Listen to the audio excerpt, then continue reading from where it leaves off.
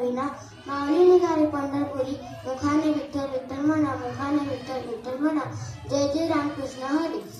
आदरणीय मुख्याध्यापक, आदरणीय शिक्षकगण आणि इथे जमलेले माझे प्रिय मित्र मैत्रिणींनो, माझे नाव तनुश्री आहे. मी इयत्ता 4थीत शिकते.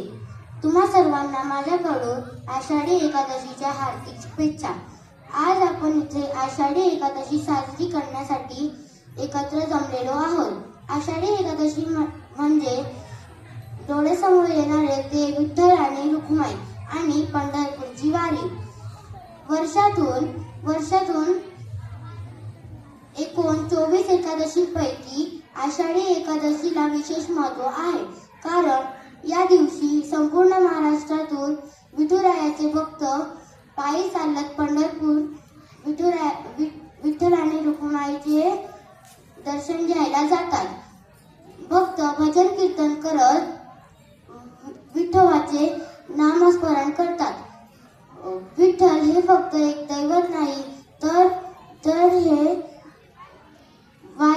वारकरी संप्रदायाचा श्वास आहे. म्हणून आपण सुद्धा आपल्या मनातील मीपणा सोडून भक्तीच्या मार्गावर चालण्याचा संपर्क करूया. ही विठ्ठलांच्या चरणी प्रार्थना. पुंडलिक वरदेव हरी विठ्ठल, श्री ज्ञानदेव तुकाराम, पंढरीनाथ महाराज की जय.